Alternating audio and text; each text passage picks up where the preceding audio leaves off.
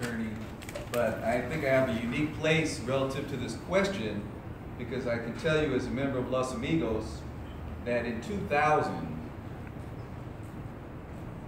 David, rest in peace, and Josie Montoya, Francisco Ceja, Jessica Castro, we started to have the first meetings with the Anaheim Police Department.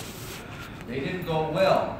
They didn't like us being there talking about the things. And we're talking about very simple things, like maybe if a person wants to make a complaint, the Spanish should be correct along with the English. Maybe somebody should check your Spanish the way it's written. Maybe you shouldn't have a big warning on it that says, if you're lying, boy, you're in trouble now type of thing. If you're giving a false report, you're going down. They're very simple types of things. The complaint form should be available in a library or community centers, not necessarily at the police counter. And the response of Chief Baker at that time was to target every other person in that meeting with me with a special closed session meeting. And that was because the chief at the time was irritated that citizens were going and complaining about specific police officers in front of the city council.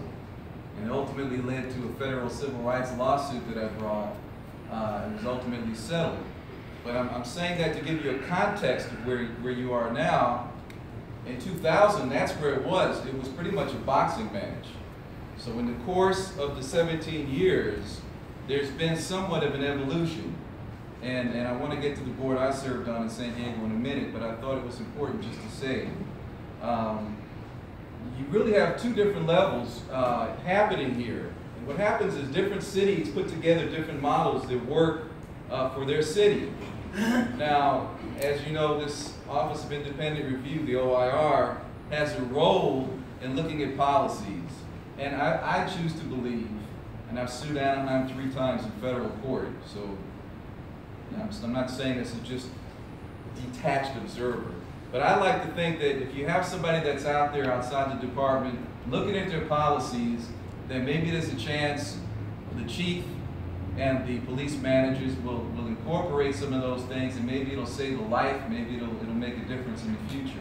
So I don't think that the presence of Mike Giannakou's OIR is a bad thing.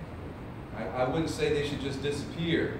I think if you're looking at the movement over 17 years, even OIR becoming involved in this city is a major change. That they would allow somebody else to come in that's not from inside their department and look at what's happening and make suggestions.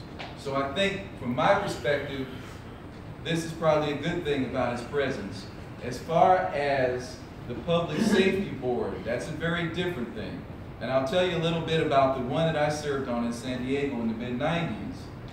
That was a board that only had a say into looking at things that the city police were doing. It did not involve the sheriffs or the jails. And the way that you got on that board was you expressed an interest, you would come down to meetings. I always thought they were really checking me out very closely. I stayed very quiet. And the city manager ultimately made appointments. There were 20 people appointed from across the city by the city manager. But when I got on the board, I was younger. I think I was a little bit more idealistic. And I thought that the idea was good in principle that regular people, I was a citizen of San Diego at the time, could make a difference in terms of what was happening between the police and the community. But what I found over time is that a very small group of us of the 20 were committed to try to really expand what the board was doing. And a few things that I think are important I'll bring out. And I found that we were in constant struggle to expand the powers of that board. And the first thing I'll say is part of that was because the advisor to the board was a deputy city attorney, and by nature, deputy city attorneys look for safety. They were not going to come in and expand what we were doing because that's just not the way they are. It's kind of, prosecutors tend to be a certain standpoint, civil rights litigators, we have certain personalities. Deputy city attorneys are not about, wow, how can I really empower the people more that are on this police review board? So one of the first things to look at is, you have to think about what kind of advice are you getting from whoever the legal advisor is for the Public Safety Board. Because my experience has been it can be very conservative. And when I say conservative, I mean things like, oh no, you can never try subpoena. Nobody does subpoenas. And the reality is it could be done. It could be done. Because the argument is made that the Public Safety Board in itself doesn't have a charter or legal support to actually issue the subpoenas. But the reality is you could create the board in a way that a deputy city attorney acted on behalf of the board and issued a subpoena. And if the person didn't come, then there will be a way to enforce the subpoena. So what I always hear about review boards is, well, there's no way to enforce that subpoena. There is a way to enforce the subpoena. It depends on who you put in charge of backing it up. Why is that important? Because she's right. I think that the board needs to have its own investigator, which means money has to be spent. Money has to be guarded once it's spent, because the police union will do their best to undermine any serious review board or oversight board. That's just what they do. And so one of the ways that they can attack a board if they don't like it and it starts to get aggressive is to simply defund it or make it so minimally funded that the board can't function and do what it's supposed to do. What's it supposed to do? I like, and I brought the rules for the Berkeley Police Review Board. I'm going to give that to whoever wants to see them. I have a single copy here. And I think it's very simple and very direct, and it includes reference to the idea that the board should have the right to subpoena. And I think it's very simple. Why is that important? Because you have to have a simple direction about what you want this board to do.